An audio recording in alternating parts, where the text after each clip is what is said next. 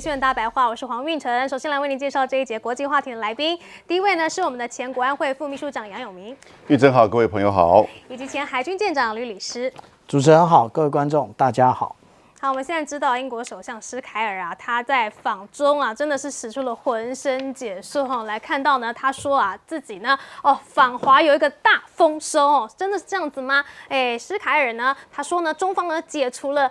6名对英国议员的一个制裁，包括了4名的下议院的议员，还有2名的上议院议员。也就是说呢，他们的相关的旅游禁令还有限制措施都不存在了。那施凯尔说呢，这个是显著的胜利，真的吗？解除禁令对中国来说根本没有什么成本啊，我就是从口头说你不准来变成你可以来而已哈。结果他说这个是大胜利哈。那施凯尔还说呢，此结果反映了其主张跟中国保持接触而非全面对立的路线是正确的。希望习近平能够在英国2027年的 G20 期间去访问英国啦哈，真的是非常的想要讨好中国哈。而且呢，我们来看到啊，他呢也特别这一趟中国行去访问了哪里？去访问了故宫哦。他去游故宫啊，但是呢，他身边呢是只有1名导游去陪同的，而且呢，现场还有其他的游客走来走去。代表说没有清场的，那对比之前呢，曾经安排这个川普去访问故宫哦，习近平当时是特别亲自出席去陪川普，而且呢还清场哦，显示呢这2个人的这个待遇是有差的哈，看来是这个中国呢真的有比较看重英国吗？好像很难说。那除了去故宫之外呢，施凯尔也去了哪里？他也到这个豫园去赏灯会哈，而施凯尔抵达这个上海之后呢，就去豫园赏灯会哦，但是呢。那个时候有点下雨了哈，那他就撑着伞啊，被随行人员问起，你知不知道马是什么意思呢？对方解释说这个马代表成功哈，而且啊他也很亲民哦，不仅是去这个看灯会啊，顺便呢还吃了所谓上海的特产这个蝴蝶酥哈。那他就说了，希望交流的力量不仅限于商业，还有人和人之间的文化联系，彼此间能赢得信任和尊重。希望中英企业抓住机会，建立更多联系。好，他真的是不断的展现自己的亲和力，还有对中国的尊重哦。甚至呢，他还特别呢显示说自己很会用筷子，用筷子的经验丰富哈。那他呢也是在这个出席这个上海酒会的时候说啊，上海是有经济活力的城市。此行的访华重点，他还说了我会用筷子啊，而且呢家中还有拉布布玩偶啊，真的是非常的喜欢中国的文化特色啊。那现在呢，知名的拉布布娃娃生产商泡泡玛特呢，也宣布了要将伦敦呢作为其新的区域总部所在地，并表示呢将会在英国开设7家新店，显示了这个施凯尔访中期间呢促成了这一项丑萌娃娃的投资了。至于官方方面呢，中英呢也签署了4项经贸成果文件，从货物贸易啊、服务贸易还有经贸机制来建立3方面。进一步深化了中英的经贸关系，建立出口中国的合作机制，强化中英经贸联委会的一个合作哈。但是啊，现在中国跟英国走得这么近，川普可能就会看不下去，有点吃味了哦。对此呢，川普就说呢，你施凯尔访华跟大陆打交道真的是非常的危险哦。而且呢，这个英方就反击了，说啊，你吃的是很明显的就是你吃味了嘛，因为呢，你4月也要来见习近平啊。好，这个是英国的贸易国务大臣说的，说。川普，这是错误说法啦！对英国来说啊，忽视中国在世界舞台上的存在才是疯狂的做法嘞。英国跟中国发展关系时都是保持着清醒的。那么，中国大陆的外交部发言人也说了，川普呢关于这个中英还有中加的相关发言呢，中方都是愿着和各国。本着互利共赢的精神去加强合作，要造福各国人民的说到为什么各国都会陆陆续续的远离川普，就是因为你关税一直乱收嘛。但是他自己不认哦，甚至还去投书媒体为他自己的关税政策来护航。川普投书《华尔街日报》说呢，预告市场崩盘啊，通膨飙涨的专家全部都看走眼了。美国经济出现奇迹，股市屡创新高，通膨几乎消失，这都证明了关税政策成功，让美国快速打造史上最强大经济。他是投书这个《华尔街日报》哦，结果《华尔街日报》自己马上就有一篇报道说呢，川普重返白宫的第一年，美国 Z 世代在影音平台上面发布着配合欢愉音乐的人潮合集，开始怀念起奥巴马时代的政治环境中如阳光般的乐观情绪。人家都投诉你媒体了，但是他真的是直接打脸川普哈。那就说了，现在川普呢正吞噬着美国的政治生涯，加速美国的经济恶化。所以啊，现在中国的投资者呢，去年就出手买了全球近10% 的黄金啊。那么，俄国的外交部也说了，说中国啊在全球经济体系中呢扮演一个举足轻重的角色。好，我们回过头来看这个施凯尔的访中行啦，真的是一个盛大胜利吗？我们来请教彬哥，是不是真的是一个大胜利？我想恐怕很难说是大胜利，但至少是双方的破冰了。那这也代表英国过去长期以来对中国大陆的态度跟政策开始出现很显著的改变，因为这是非常明确的。那理由当然就是因为川普的不确定性太高，那川普在对全世界这样拳打脚踢，所以造成了连英国都不得不想办法赶快去缓和中国大陆的关系，那以避免出现更不测的一个状况。所以我觉得这个都是整个国际局势的改变，逼得英国不得不如此。那可是确实，施凯尔也是有所获，包括解除对这些议员、上下议院议员的这些限制啊。那他自己本身，看起来好像带去了这些企业家跟中国大陆也可以展开进一步的合作，所以这个对中英之间的关系绝对是有帮助的。那可是他马上就招致了自己内部的反弹，比如说他们下议院议长就直接说，你要叫习近平来着，那可以不准进国会。因为当然他的理由是因为中国大陆现在对英国的部分的政治人物还是有限制，所以这个就是一个对等的一个态度。那可是说真的，习近平也很久没有去英国，他上去英国是2015年的时候，那再上一次中国大陆的国家领导人去英国是2005年，就是10年前。这更早的10年前，所以2027年是不是能够成型，其实都还很难说，因为这个国际局势变化很难讲。但不管怎么样，施凯尔是对习近平显然的释出一些善意，那这些看在川普眼中当然很不爽。你看，卡尼去北京看习近平，那个川普就非常不爽，要征他100%关税。那现在这个施凯尔虽然川普没有呛说要关税，但他告诉你这非常危险。可是问题是你自己不是一直在宣传你4月也要去，那到底危险在哪里？还是因为美国够强所以不危险，其他国家去就非常危险，是这样吗？所以这个逻辑上都不太通了。那川普就是这样的人，跟川普讲逻辑也是白费精神。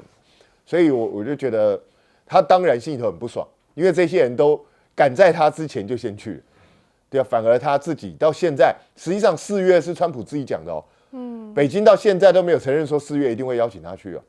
所以这就是川普的问题，搞不好到最后4月去不成了，也不一定，这很难说，因为还有好几个月的时间，你怎么知道会发生什么事情？如果川普又突然之间做一些很出彩的一些做法的话，搞不好到最后就黄掉了，也不一定，目前都很难说。那川普去投书《华尔街日报》当然是自吹自擂，可是《华尔街日报》也很厉害，直接就用另外一篇反击，告诉你实际上他讲的根本就是骗人的。根本就不是这个样子，那实际上大家更缅怀过去的时代。那所以我是建议《华尔街日报》，你要不要干脆在那个川普的投诉上面打上广告，你直接跟他收钱，这样会不会比较好一点？我觉得这样子就表达你的立场嘛。那可是问题是，现在国际局势出现的这些变化，包括这个美国的盟友纷纷的去跟中国大陆进行更进一步的关系，甚至欧盟也去跟印度签了 FTA，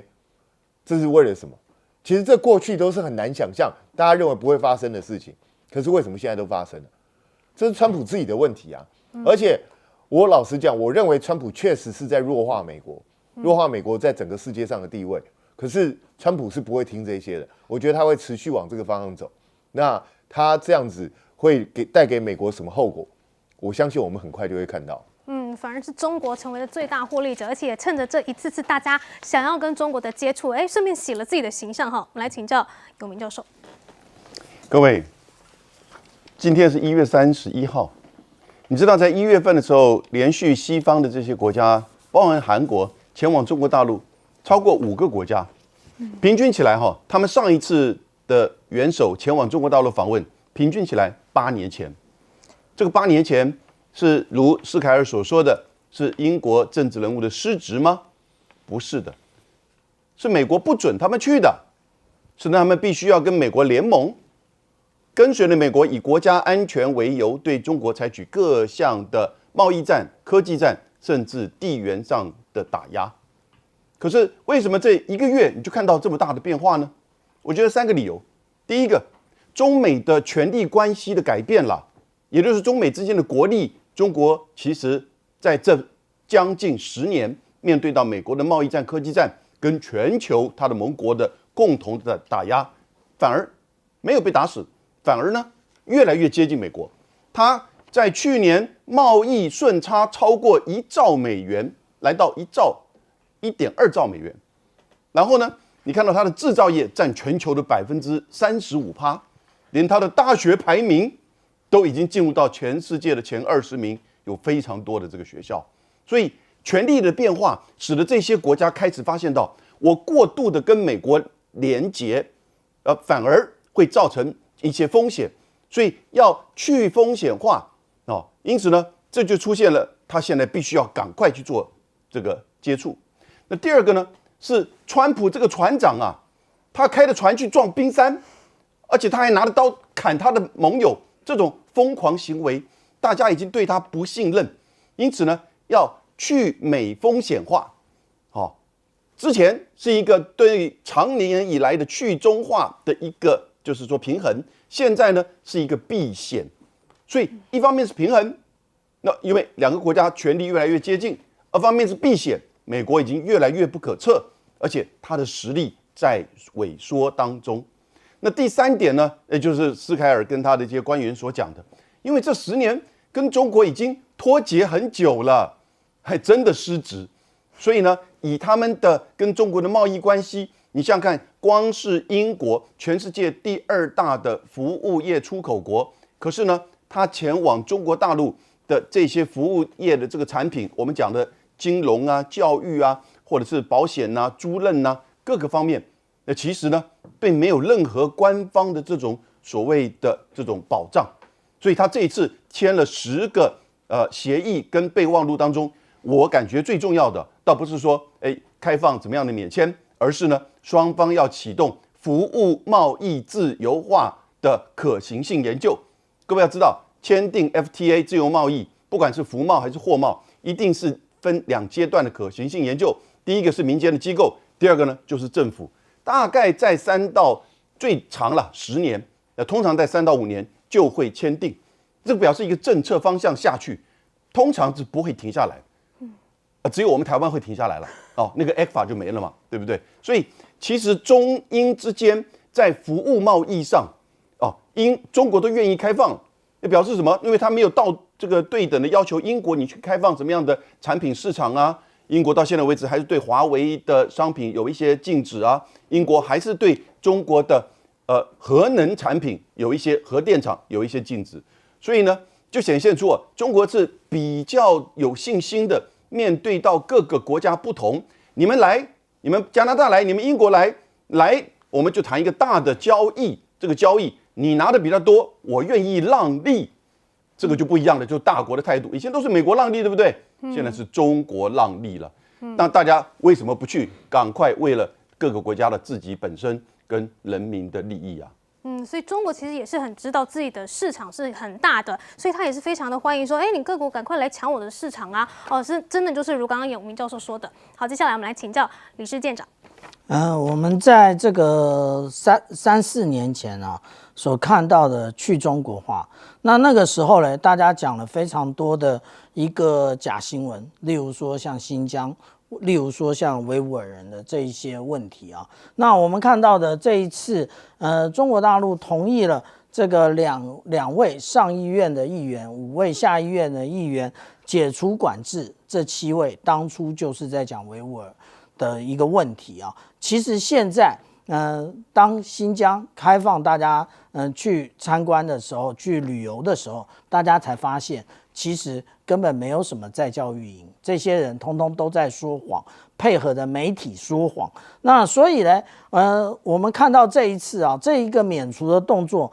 虽然呢不一定称得上叫做大胜利，但是可以称得上叫做宾主尽欢啊。那当然啦，川普是不高兴的，因为你们这一些人啊，在卡尼所谓的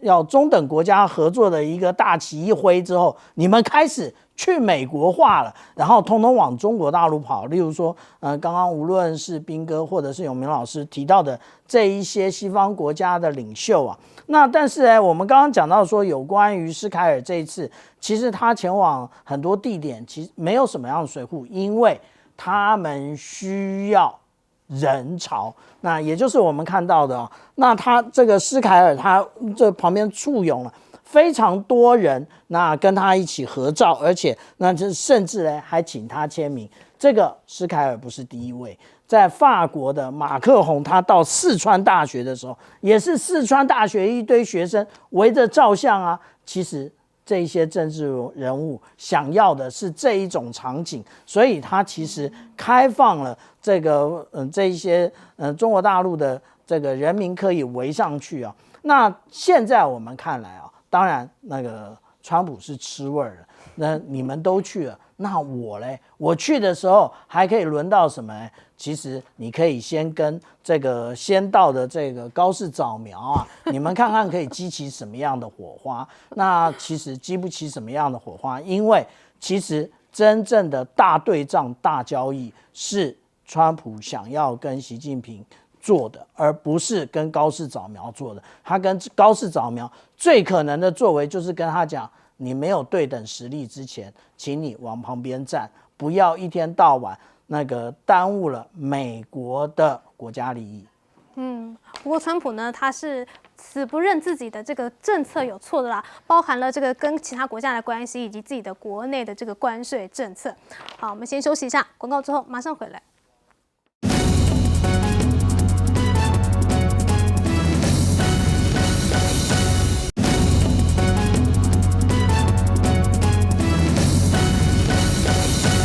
好，伊朗的情势真的危急了吗？不止美国，现在它的周边国家呢也开始对它施压了哈。我们来看到啊，现在川普是扬言呢要对伊朗去发动这个迅速而猛烈的军事打击，而且他还说你在这一日要攻击伊朗。传出呢他已经去通知了盟友锁定伊朗高层。而根据这个美方释出的最新卫星图军事动态显示呢，美军呢已经完成自海湾战争以来最大规模的兵力集结了。美军可能采取的攻击剧本呢，包含了斩首行动、轰炸能源设施在内的5大剧本。这个目标呢，直指伊朗的核武设施，还有伊斯兰革命卫队哈。而现在我们来看到了它的豪华阵容有哪些呢？包括了空军呢，连日频繁的调动 F-35A 逆踪战机，还有 EA-18G 的咆哮者电战机，以及 C-17的运输机。好，航线指向了沙烏地阿拉伯苏丹王子空军基地，还有科威特阿里萨姆空军基地哦。这个就显示怎么样？显示啊，波斯湾国家呢，可能都已经向美国让步了，让他们可以去使用军用机场还有其他设施。那么周遭国家的态度呢，也跟这个1月中旬啊有了明显的变化哈。但是啊，我们就知道了，其实呢，沙烏地阿拉伯表面上呢都一直在劝这个川普说不要动武哈。他呢是在3周前呢向川普表达担忧，促使川普推迟了打击行动，说啊尊重伊朗主权，寻求外交解决。但是啊，沙国的防长呢却是在华府劝美方动手，以免助长德黑兰神权政府的企业哦。而且沙国自己现在怎么样，也去跟美国买武器哦。我们来看到啊，这个美国国务院呢也特别批准了对沙烏地阿拉伯以及以色列的一个巨额军售案，总价值超过了146亿美元。好，显示美国呢正在全力的协助盟友因应来自伊朗还有其代理人的双重威胁哈。所以呢，沙国呢就买了730枚的爱国者飞弹，那以色列买了阿帕契。好，沙国这样子的双面，这个一边说要这个外交解决，一边又买武器，然后国防部长还去说服川普说，赶快动武，这样子的双面情势啊，伊朗真的是危险了吗？但是伊朗自己也不是吃素的啊，他又开始来喊话了，说什么？说呢，革命卫队的海军呢会在2月1号到2月2号呢，在这个霍尔木兹海峡举行实弹演习哦。那霍尔木兹海峡如果是不能够通行的话，哇，那影响可大了。所以美国中央司令部就对此发声明哦，警告伊朗不要在这个海峡进行危险行为。但是伊朗呢不是吃素的啦，他又说了，说我们革命卫队呢是握有2000枚各型弹道飞弹，还有防空飞弹，还拥有年产3000枚飞弹的军工实力，意图以低成本的非对称作战挑战美国的空中绝对优势。而对于这个林肯号，美国的林肯号已经抵达中东了。伊朗呢，它也有对策哦。伊朗是出动了魔改无人机航舰巴盖里烈士号，它呢是由货轮改造，可以提供无人机起降。可能呢想要利用无人机自杀来攻击美国的林肯号航母哦。那现在啊，俄方呢也出来了吗？哦，普丁啊在30号呢在莫斯科秘密会晤了伊朗的最高国家安全委员会秘书长，此举就引发了外界高度关注。有没有可能莫斯科呢会在美伊局势剑拔弩张之际呢，扮演关键的调解人角色呢？好，不过欧洲其他人的态度是什么呢？通通都出来批评伊朗哈。像是这个英国呢，他就已经严拟要立法去打击伊斯兰革命卫队了。而不止如此哈，甚至呢，欧盟呢也在周4同意要将伊朗革命卫队呢列入恐怖组织名单。那么欧盟呢也批准了21个对伊朗当局实体还有官员，包括了伊朗内政部长实施旅游禁令以及资产冻结。那对此呢，伊朗的最高顾问就说了，说你这些欧盟国家啊这样子做的话呢，是重大的一个战略错误啊，非常的强硬去回应啊，说呢这会导致呢你们在国际舞台上的影响力进一步的衰退。不过啊，美国这么多的动作，还有欧洲这么多的动作呢，到底是有没有要打，还是其实是希望伊朗自己投降呢？我们请教彬哥。伊朗不可能投降啊，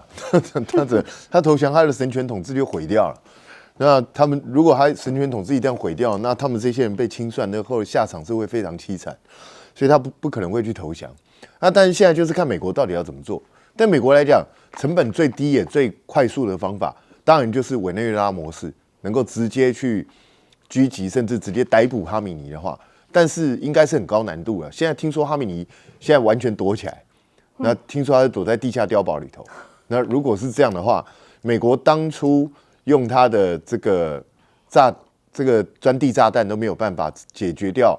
这个伊朗的这些核设施，那你有没有办法解决掉哈米尼？那哈米尼经过去年那一次。其实伊朗很多高层都直接被狙击，直接被锁定攻击。那哈米尼还会不小心吗？还会像这个马杜罗一样随随便便被人家抓到吗？所以这个恐怕是一个难关。那美军会采取全面入侵的手段吗？我个人认为可能性也不大。对他来讲，大概就是重点性的打击跟攻击。然后对美国来说，最好的方式就是，当然第一个抓到哈米尼，第二个就是是不是能够煽动伊朗内部进行动乱？比如说有人想要出面取代哈米尼，或者是说他们的这些群众之中，是不是有人能够号召起来革命，推翻神权统治？那对美国来讲，这是比较划算的一个作为。那现在美军集结兵力，我觉得就是不断的在施压，希望用这种压力带给这个伊朗人民希望，看他们能不能够自动起来去推翻伊朗政府。可是呢，上一次川普说：“你们大家不要担心，我们正在路上。”结果后来就没来，就害了很多伊朗人对美国非常失望，觉得说川普根本就在骗我们。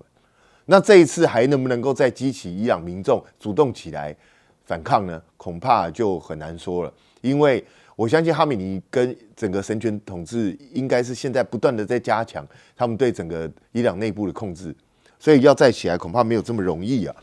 那至于说沙烏地阿拉伯，他们本来就是因为宗教，就是他们的教派不同，然后长期以来就是世仇。那本来在前几年稍微有机会转圜可以和解，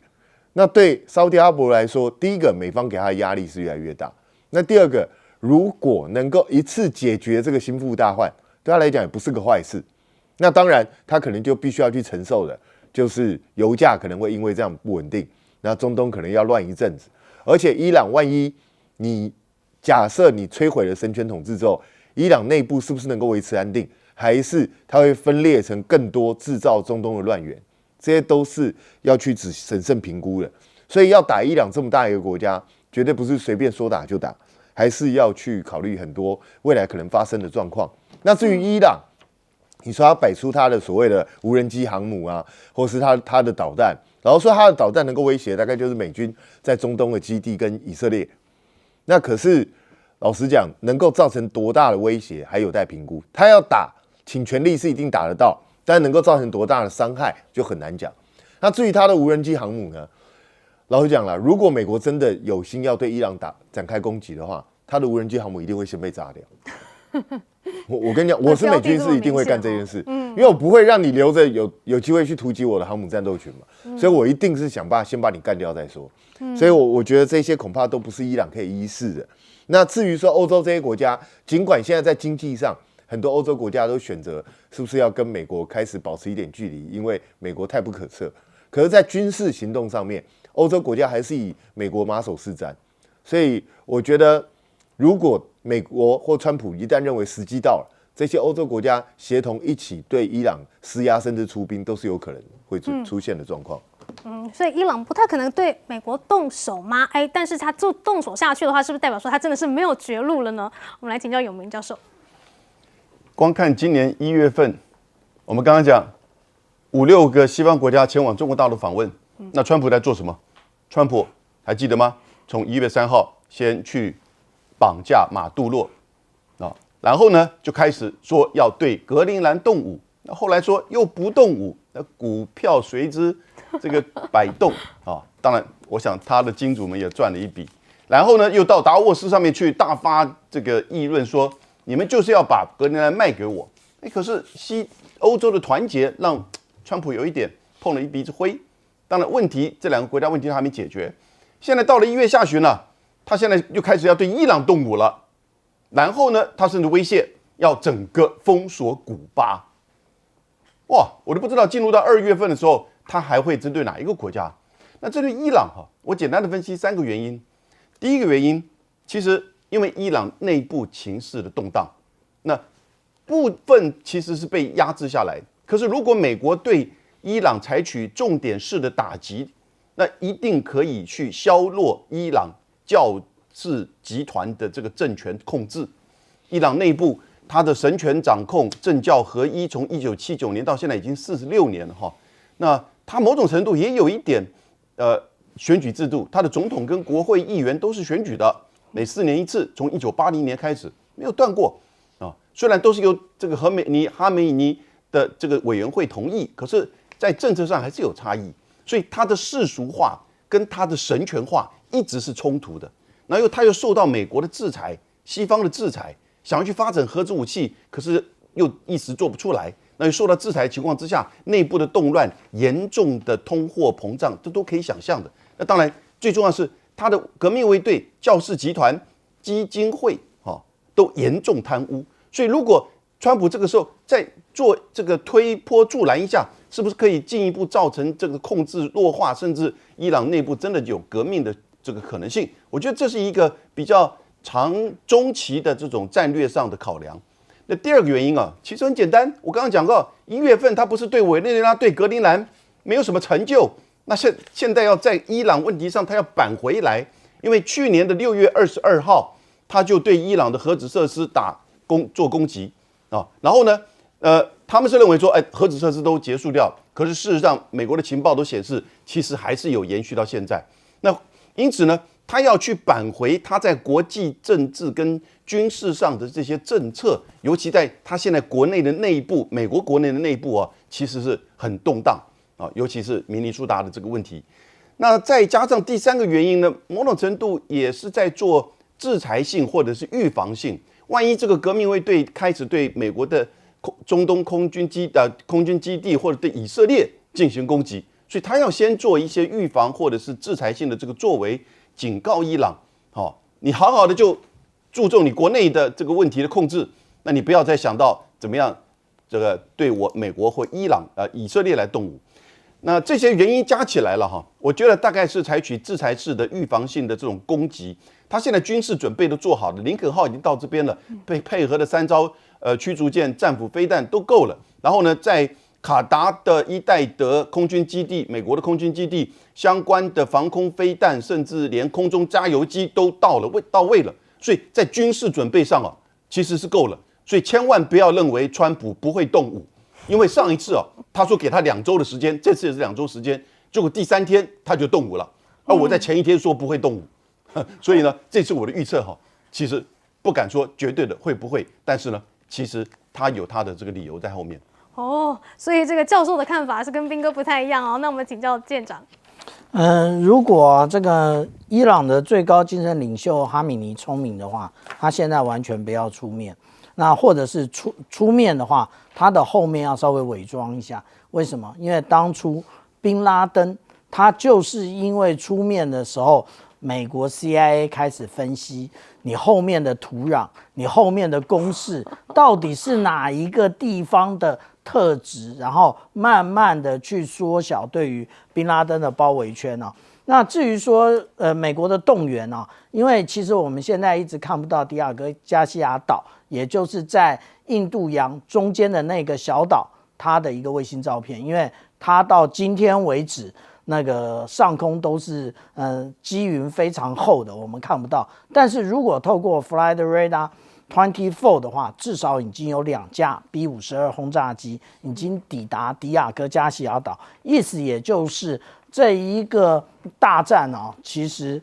极可能马上的展开。那但是呢，它是不是有弱点我们对应去年六月来讲，其实美国是那个时候动员了2艘航空母舰打击群，也就是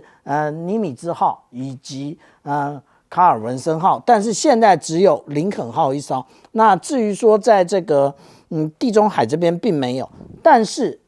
伊朗可以做的是什么？它可以先封锁赫姆兹海峡，因为它在这赫姆兹海峡这边部署有无论是300公里或者200公里，甚至只有120公里的各型的反舰飞弹。在这种反舰飞弹的威胁之下呢，它可以切断赫姆兹海峡，然后切断所有那个燃油的输出那是不是有另外1艘航空母舰打击群的出动呢？那个川普是说我们有一个美丽的大舰队出动。那个大舰队呢？如果我们比照现在，除了福特号，因为福特号它现在的位置还在这一个加勒比海的位置所以这就是呼应了有明老师刚刚讲的，他是不是随时对这个古巴动手是另外一件事那但是呢，现在我们看到的是布希号。布希号呢，其实它的位置在诺福克港，已经在1月13号就已经出港了。那如果以那个最新的这一个美国海军学会相关的资料的话，它已经准备要穿越大西洋了，所以非常有可能那至于说美国现在的弱点到底在哪里？其实我们来看上一次那个有关于对于伊朗的那个伊朗的反击动作也就是用了一大堆飞弹去攻击以色列那他那个发射了100多枚，后面又跟了150枚，这么多的弹道飞弹不断的攻击，但是呢，是不是有拦截？当然有拦截，可是呢，你有这么多的数量吗？我们来看一下，这只是以色列的某几个阵地的统计萨德用了39枚，然后以色列自制的剑士2型用了9枚，剑士3型用了32枚，这几种飞弹都是非常昂贵的。如果我们对比看今年美国对于萨德的产量也不过32枚而已，但是它在去年就已经完全的用光了。所以我们这样讲大家忽略了一件事情，我们现在常常在讲的，也就是在俄乌战场上使用的沙赫德136的这种无人机，这种无人机真正的出产国是哪一国？是伊朗所以美国在做这件事情的时候，他要特别小心，因为我们讲说沙赫德136，它的航程最远可以到达2500公里。如果再配合了航空母舰的话，那个林肯号会不会遭受攻击是一个问题。所以伊朗局势真的是没有这么的简单哦，可能随时一触即发，因为川普真的是很难说，而且兵力都已经集结了。好，我们先休息一下，广告之后马上回来。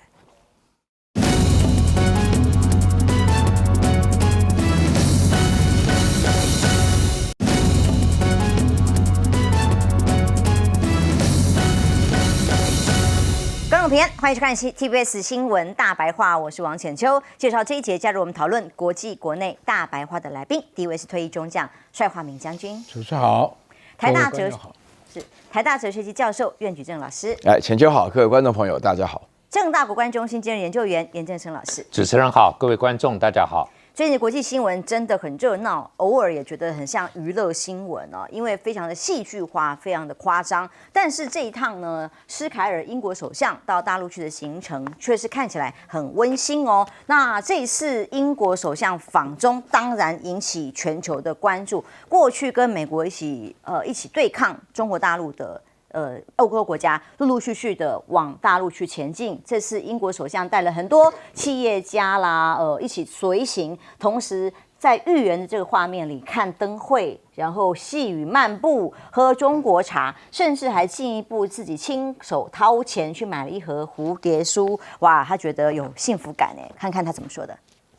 This is a butterfly biscuit. One bite, and it's yummy. 外国人来尝尝过年的滋味。那么他还说到上海之后用筷子经验是很丰富的。刚刚前一题我们提到拉布布，台北市政府的灯会用拉布布，被说缺乏文化自信怎么样的啊？英国首相施凯尔说，我家也有拉布布，也有一个拉布布是给孩子玩的啊。所以施凯尔充分的展现访华期间各种亲和力，走到民间去，还有观光景点吃啊喝啊等等。同时呢，施凯尔也争取各种的投资，其中泡泡玛特宣布了即将在欧洲总部扩大，增加非常多的点，大概7个8个以上的总部，其中最大的总部将设在伦敦。那么泡泡玛特的负责人特别讲哦，未来在英国开设的7家新店里头，泡泡玛特是非常重要，认为伦敦是非常适合拓展全球化的文创 IP 的一个地方。当然，文创产业往这里来发展，所以施凯尔一连串在自己的访华行程里头 PO 的 IG 也展现了非常快乐而且欢欣的气氛。听听他的画面。Yesterday, we halved the tariffs on whiskey, and we got visa-free travel for Brits in China. Really big and important for our business community. To do that, I'm going outside to say thank you to the embassy staff who've worked so hard to make this trip a success. 非常清楚，他展现的是经济合作的成果，来让自己英国的国人来交代。那么这一趟的访中呢，他还特别讲，中国已经解除了对6名英国现任议员的制裁，过去相当对抗的氛围，现在完全不一样了。甚至也邀请习近平在未来2027年的时候，他能够回访英国。接下来 G20 将会在英国主办，那么年内举办新一轮的经济财经论坛，也有各种双方的机制，马上都在路上，机制性的对话、经贸合作、财经论坛都在路上哦。不过英国过去大家都说川普很相对在欧洲里面他是最敬仰就是英国了。那么第一个跟川普达成关税协议的也是英国，想不到连英国都到中国大陆走得这么开心。川普说是吃醋了嘛，打翻醋坛子。他公开的批评英国跟中国打交道是很危险的，还有尤其是加拿大，也别把北京当答案，他已经呛要对加拿大加大各种关税制裁，也说他们最后会被吃掉嘛。哦，施凯尔在媒体受访的时候回答这个问题，他说：当然我看起来那个访问主要还是针对加拿大啦，不过针对我们的部分，如果我没有记错的话，川普总统自己不是也预计4月要访中吗？那我现在访中怎么了吗？他当然也有这样很幽默的回应哦。所以这一趟在英国跟中国大陆的合作是像川普讲的非常危险吗？英国的商贸国务大臣克里斯公开的讲，中国大陆是世界第2大的经济体，也是英国第4大的出口市场，贸易依存是很现实的问题。英国如果不跟中国接触，绝对是疯了，尤其是在欧洲国家的关系之中，最被关注重中之重。川普说要拿它当第51州的加拿大，现在关系紧张到什么程度？到连加拿大的公民过境美国都屡遭海关盘查，甚至一再有什么干员把他围堵起来，然后不明原因被拘留好几个小时，却从头到尾不知道原因哦。因此呢，连加拿大的官方都发出了旅游警讯，就要告诉加拿大的人说，如果你到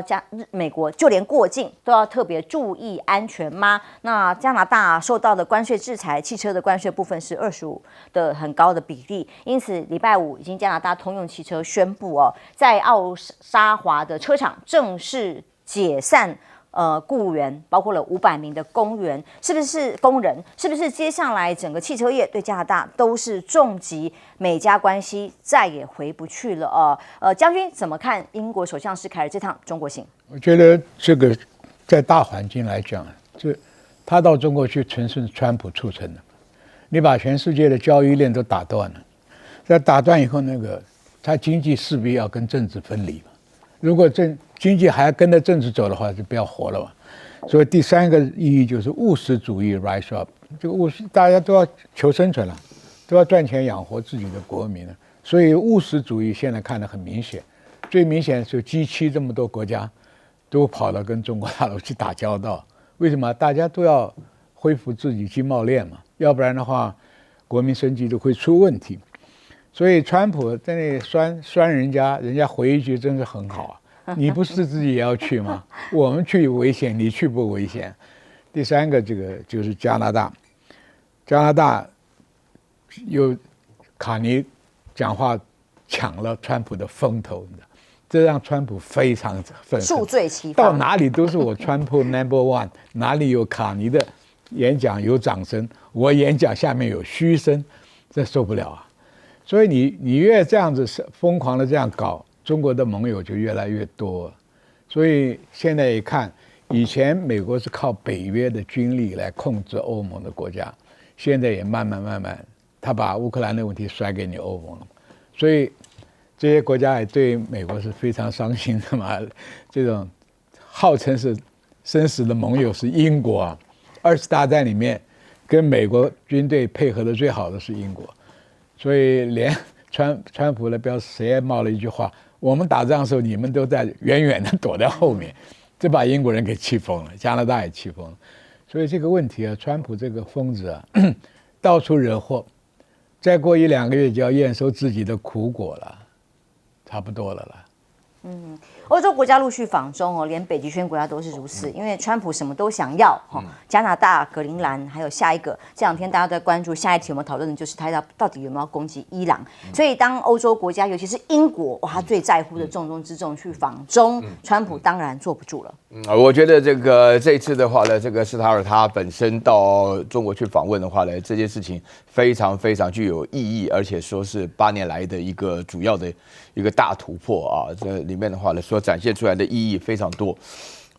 大家知道吗？为什么要拖8年呢？就是因为呢，在2018年的时候呢，就是这个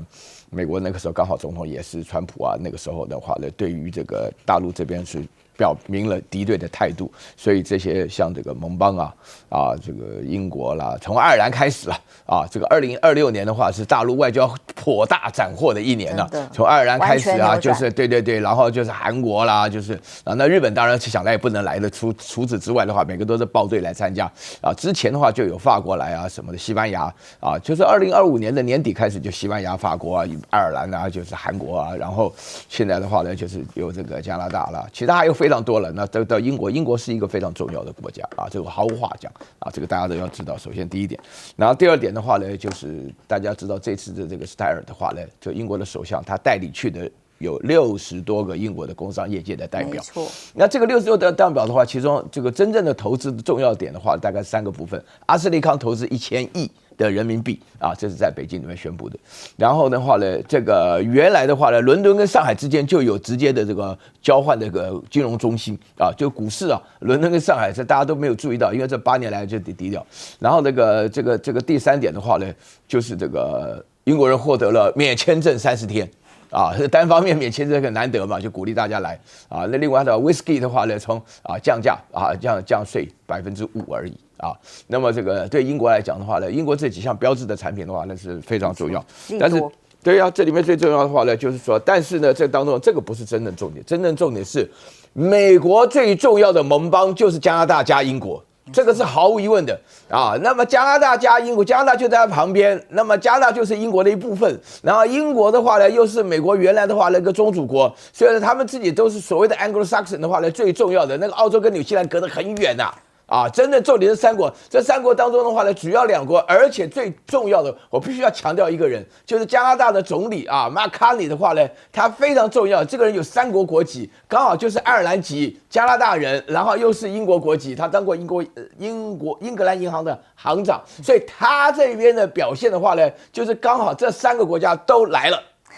就2026年都来了，这说明什么呢？这说明呢，就是对于中国的发展是络绎不绝。而且的话呢，那么这个川普的话一开始假装装着一副很大方，哎呀无所谓啊，你们好就好。后来实在是忍不住了，因为他非常不开心。这个人的话呢，又笨又坏，请大家记住，他实在是很笨，他实在是很坏。因为在外交场合你不能乱讲话，他是以乱讲话出名的。而且最严重的一点是，他侮辱到了加拿大的人格以及主权。我从来没有见过加拿大人这么爱国的大家要知道，加拿大人原来的话，我们根本分不清楚谁是加拿大人，谁是美国人的。但他们现在都强调他们是跟英国有点关系的加拿大人，不是美国人。那么这里面的话呢，大家当然要感谢川普的胡说八道。而且最重要的一点的话呢，就是说这个是竹子过了河是回不了头的。为什么？因为现在川普刚好又继续发笨，他讲说对加拿大出口东西抽要加100%的关税。那加拿大说你试试看，你来嘛。你到底是美国需要加拿大，还是加拿大需要美国？那这个都不一定。那现在不管怎么讲，他自己都要想办法找出路。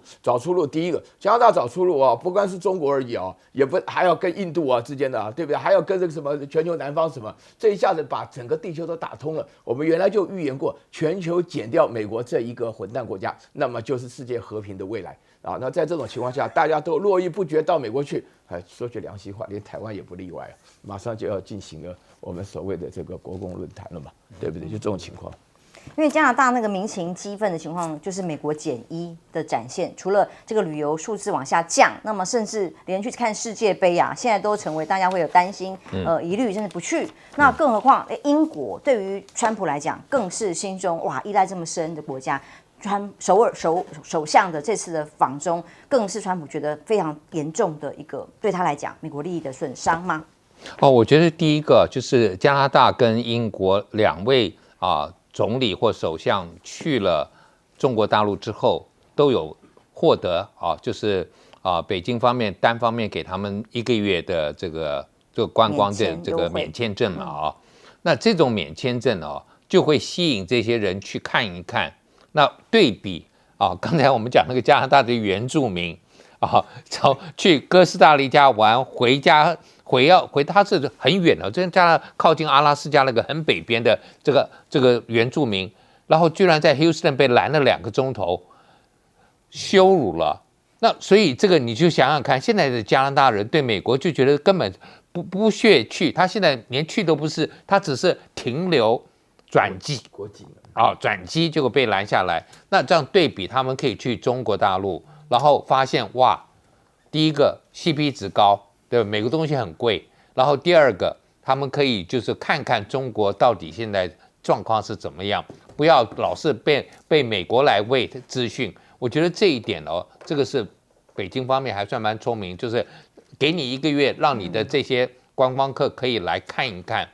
然后不要有错误的印象。过去 BBC 批评中国大陆，可是从来没有请过。对，但是我觉得你们就去看嘛，那这个是第一个。第二个，刚刚讲到加拿大人真的是很气美国。现在最气美国是什么？是美国人没事买加拿大的那个枫叶的那个标章，放在他们自己的帽子上或者夹克外套上面，到欧洲去假装是加拿大人，因为知道美国人在欧洲很受讨厌嘛。所以他们就假冒，然后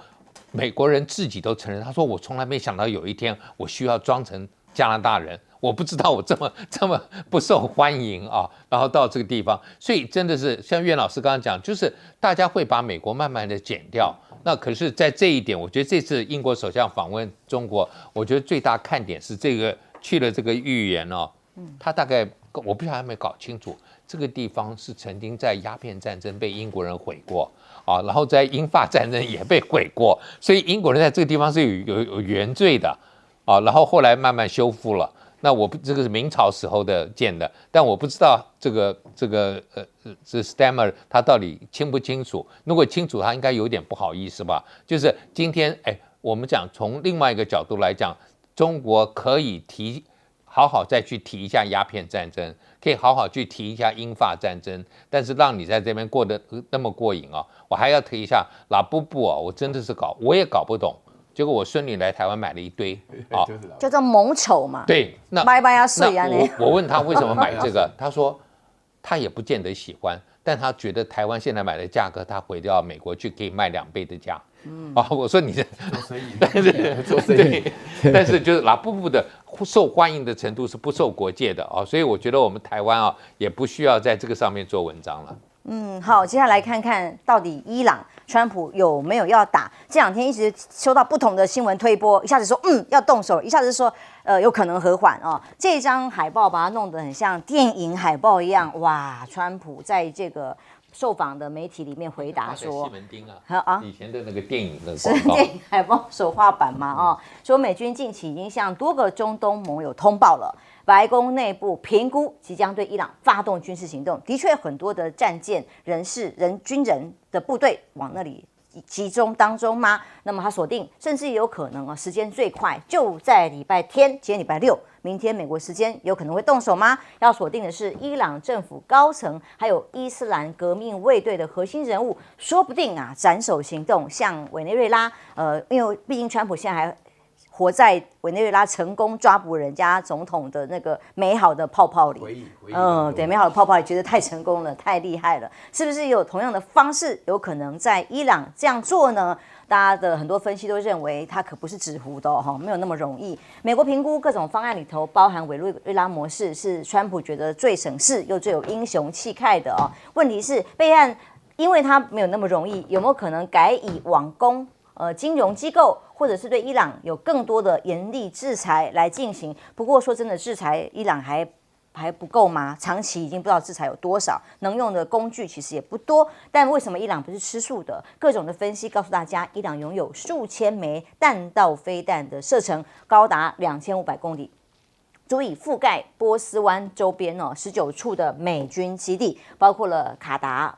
这些地方。除此之外，很重要的是邻国，包括了沙特阿拉伯等等的国家，并没有要支持美国的行动，也不准美国使用领空或军事基地来进行攻击。那伊朗这首艘的大货轮所改成的无人机航母也不是开玩笑的，也有它的拒止能力，果然是跟委内瑞拉不可以拿来相提并论的。所以川普会不会打？这2天我们还要再来观察，因为这个看起来伊朗的动作是秘密的去会见了普京，这个是突然出现在克里姆林宫，由这个伊朗的官员事后发文才发现的，被形容叫做闪电式的秘密访问，事先没有人知道，也没有发过新闻稿。那么到底密会了普京之后，是不是能够有底气来对抗美方可能的攻击，我们不知道。但是美国内部其实内忧也不断，前阵子一直有暴风雪席卷了全美。那现在呢，另外一种暴风雪是 ICE。全反ICE的这个星火燎原，看到的是明尼苏达州大规模的抗议示威的人群。那么这些人群团体控告川普，不断的除了2起杀害白人、现场当街把人家杀害的这样子的行为之外，通过的一个法令，新的是说还可以依照这个新规定的新通过的规定，是可以闯民宅可以不经过搜索票的发放，不用司法程序。只要 ICE 就是这个移民局认为有需要，可以直接去民宅里面抓捕或者是搜索等等的哦。所以现在不只是明尼苏达州了，全美46个州将举行250场示威，口号叫做不上班、不上学、不消费、停止资助 ICE。显然，接下来的这个混乱跟抗议跟冲突也不会少。刚刚讲到了 CNN 的前主播，因为长期他也批评川普政府哦，结果最近被抓捕起来了。他强调两罪齐发，说要告他影响人权，还有影响别人的权益等等的哦。他自己是透过律师表达，所有的职业生涯就是采访新闻不会停止批评，认为被新闻圈批评是不是川普政府把司法体系当作攻击批评者的工具吗？那因为旅船ICE也会误捕人啊，非法移民人家是合法的啊，就把人家抓起来会出事情啊，所以现在美国的很多原住民急着要办部落证，免得白人都被杀死了。那如果我们呢看起来肤色更不一样，有没有更危险？越来越多的原住民怕再被盘查拘留的状况会发生，而川普看起来仍然觉得自己做得很棒了哦，因为川普在《华尔街日报》投书，我想说怎么有空，除了一直发社群，还有空投书哦，写了一篇文章，强调自己上任以来改变了拜登时期所有的通膨跟很笨拙的问题。几乎股市创新高之外，通膨几乎消失，成为经济奇迹。然后关税呢，对美国来讲，绝对是让它再次伟大的关键呢。尤其是打造出史上最强劲的经济体制，真的是如此吗？当然啦，股市因为川普，全球可能暴涨暴跌，那涨的时间多。那黄金、白银为了避险，本来也是暴涨的，却因为川普提名前联准会理事长 Walsh 华许出任下一届联准会主席。其实这个现任的鲍尔任期还没有到，他急着抢先宣布我要提名谁但是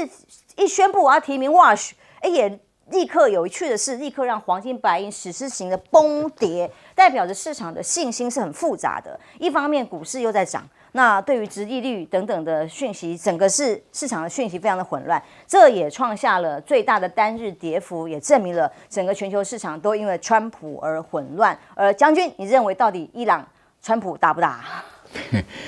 伊朗的战争呢，照美国军事上的部署已经完成了，因为它中东还有很多9个基地嘛，再加上航母战斗群到了嘛，航母战斗群带了去的话，就代表很多战斧飞弹或跟这个美国的精密战术飞弹都打得很远了，都有2000公里。换句话说，美国所动用的空军飞弹大概可以涵盖伊朗做个重要的据点，但是它绝对不会用委内瑞拉那个模式，因为你下去想把哈马尼活捉回国不太可能。第二个，伊朗的实力也比委内瑞拉强得多。它虽然防空体系不完整，没有空军好强大的空军，但是它有很强大的导弹部队。而这个导弹部队呢，不只是威胁到你美军的基地，它还直接可以打到以色列。因为上一次跟以色列交手的时候，已经摸清楚以色列的铁穹也打得差不多了。第二个，雷达站跟飞弹防护网的空隙也摸出来了。所以前一阵子跟以色列的交手已经让以色列很困扰了，飞机场常常关闭啊，特拉维夫也挨了。所以这个问题就是说，伊朗把这个问题扩大到国际化，因为旁边沙烏地阿拉伯、阿联酋这些国家都养了有美国的基地。那伊朗一讲，我这2000颗飞弹，我是不管以色列也好，美军基地我都要打。那么这些回教国家也基于大家都是，虽然是什叶派跟孙尼派不是一派，但是好歹也是回教的兄弟，所以又怕伊朗的飞弹一不小心打了他，而且会扰乱整个油的市场，因为霍姆斯海峡那边已经开始有动作了。那在中东产油国家来讲，这个开战对他们都不是好事。油价大跌，对，油价不管跌也好涨也好，反正都会受影响。所以美国到现在既然兵力全部到了，为什么不打？因为他还留了一条缝，让跟伊朗来谈。那这个为什么今天美国嘴巴现实深深说周日就可以开打？我们看拳击赛，2个拳手一上台就跟2个斗鸡一样，你骂我，我骂你，要打死你，各种的。但是为什么美国也算了？如果你要把伊朗整个收归臣服的话，你就要陆军登陆。美国的陆军要登陆伊朗的话，这太不划算。第一个，伊朗非常大，人口很多，地形也不适合这个作战。那么陆军既然上不去，那这个僵局怎么解？那么而且你声势做了这么大，没解决问题也很落亏了。所以他就虚声恐吓，摆的场势很大，然后就告诉伊朗你可以谈判。那美国的条件就是最起码你要把你的核能设施全部放弃，飞弹要销毁。伊朗就说核能设施我可以跟你谈，转成民用啦，或者转成这个发电厂，但是飞弹我不能放弃，因为你放弃了飞弹，你跟美国完全没有谈判的筹码。那么他的飞弹为什么筹码很大呢？他胡塞组织也是他供应的，那委内瑞拉那边也是他供应的。反美联盟的这些在伊朗的什叶派里面，他还是有说话的余地，所以我认为明天不太可能会打，要看谈判，看谈判。如果伊朗满足了美国的要求，就不会打，因为不管怎么讲，一动手就是大笔的钞票不见了，一条航母一天就要花好几百万美金，是啊，所以这个问题就是说，美国是估算，说我只要把你的革命卫队的头跟你哈马尼这些宗教头打掉，让你没有压制抗暴的群众的话，那美国就可以趁势扶植一个亲美的政府，这个远比美国去占领要划得来。所以这个企图，一个是在等这个反抗哈马尼的这些年轻的组织能不能起来，这才能达到里应外合，那牺牲少，胜算大。这是我觉得美国最可能采用的手法。你要硬打的话，不见得拿得到你想要的一个成果。所以我的估计就是说，礼拜天不见得能打，要看谈判的结果才能决定。因为上次委内瑞拉是不声不响哦，对，就没有任何讯息的情况之下，虽然前面的呛虾，但军事行动说干就干，就立刻完成了这个行动。那委内瑞拉也花了快半年的时间，在里面渗透的、收买的。跟着部署通通完成，伊朗还稍显仓促了一点。那伊朗的渗透成果，就是说你那些抗政府的那些群众有没有培育出一个有声望的 leader？ 没有。第二个，他是大批的反应，但是他看准一点，这些年轻人喊的是哈梅尼去死。我是赞成这个伊朗是应该把政治体制要改，这个被宗教跟政治双重的这个剥削。造成伊朗老百姓很痛苦。虽然我不喜欢美国，但我也非常讨厌伊朗这种暴力式的。那这个美国就是说，伊朗用的就是像明朝万历帝的锦衣卫一样，爱死。我讲美国的爱死啊，就有点像锦衣卫那样粗暴。岳老师的确哦，川普为什么这么多外交的行动？一下子要伊朗，要格陵兰，来自于国内是不是很多情况恐怕还是控制不住的？这个我们刚刚将军讲说明天绝对不能打哈，那我稍微大胆一点，我做一点预测，因为有很多名嘴上一次美国要炸这个伊朗的用 B2 轰炸机炸的话呢，有很多名嘴都已经翻车了，我也要冒一点险，一个礼拜内不会打。我基本上认为要打的理由就是4方面了。第一个就是美国就是活在那种斩首行动的委内瑞拉斩首马杜罗的那种美梦当中啊，但是伊朗没有这么简单，你知道吗？那革命卫队是不要命的哈，马杜罗旁边的人就会想出卖他。那第二个的话呢，就是说觉得说川普觉得机会难得，伊朗大乱了，借这个机会把这个伊朗消灭掉。然后第三个的话呢，以色列在怂恿他在打了。然后第4个的话呢，就是说是这个我们主持人刚刚强调，这国内的情况非常乱，要转移焦点的要转移焦点。那我觉得这4种可能性，目前为止的转移焦点的事情，我们等一下谈。前面3种目前情况都没有发生，所以我觉得说短期内不会打了啊。实际上的话呢，美国真的也不愿意打，因为伊朗本身8000万人口啊，跟那个委内瑞拉是本质上是不太一样的。但是呢，我自己要强调啊，这个要打伊朗的话呢，这个付出的代价一定非常高的。大家知道为什么这个美国的话呢，这个逊尼派的教徒沙特啦、阿联酋啦、巴林啦、凯达，这都有空军基地的情况下，他们都拒绝让美国的军事装备使用他的武控，因为他们基本上都是穆斯林啊，都是一家人啊。对不对？那现在的话呢，整个搞成这个样子，他们自己旁边的兄弟巴勒斯坦被打到人不人鬼不鬼的情况下，他没有反应吗？他还要不要混呢？他底下的老百姓对不对？非常不满。但是我这边要强调2个重点啊，第一个重点就是有关于那个明尼苏达州的事情，我们讨论了很久啊，这个事情是越演越烈啊。我对明尼苏达州特别熟啊，因为我小孩在那边读书啊，双子城啊，对不对？就是 Saint Paul 跟这个 Minneapolis 他们在一起的地方啊，那个地方的话呢，他们大部分人都是北欧的移民啊，非常自由。非常宽容，非常这个进步，非常 liberal 啊！在这种情况之下的话呢，突然发生2个，一个叫 good， 一个叫 pretty， 都被枪杀，大白天被枪杀，都看到影片。然后川普支持者的话，跟那个川普的那个反对者啊，就是10比1啊，就是直接就干起来了。然后川普底下的内阁阁员，每个人都叫他国内的恐怖分子。尽量就做这种事情，所以说大家可以了解到为什么美国现在认为这个ICE啊做得非常过分。那为什么美国的原住民啊，那个特别就是要吓得要命，不敢办证。刚刚我们严老师在强调啊，说什么加拿大的原住民什么的被美国滞留，因为原住民长得像墨西哥人，墨西哥人长得像我们就是原来的美国的原住民长相啊。不能够说我们就是，但是爱斯基摩人是长东方人的脸孔，你看到格陵兰的话呢，都是这种脸孔。那美国现在爱死的话呢，就是问你的腔调，问你的长相，就是基本上变成了种族主义者。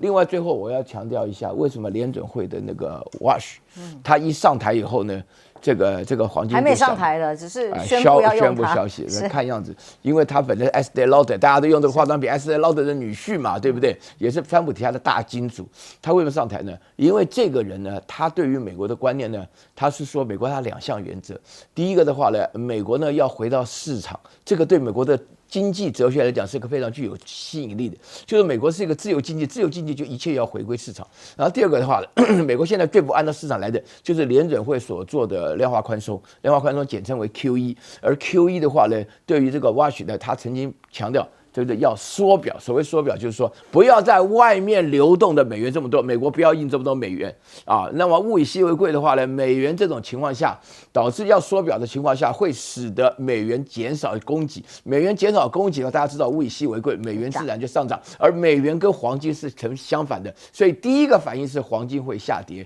美元会上涨，但是这个事情拉撑不会超过100天的。请大家记住，美元是拿着自己的信用。美国为什么搞成这个样子呢？就是因为美国发觉宁可喝着毒药过日子啊，都比说垮就垮要来得好得多。所以Wash他自己担任这个联准会主席的时候，他这个其实情况讲起来并不特别好，现在都帮他做多。因为原来的鲍威尔的话呢，就是他自己会强调说美国的联准会是世界货币的联准会啊，不是光美国一国的联准会。那川普现在想法就是把美元这个就想成美国一国的，所以会导致这个结果。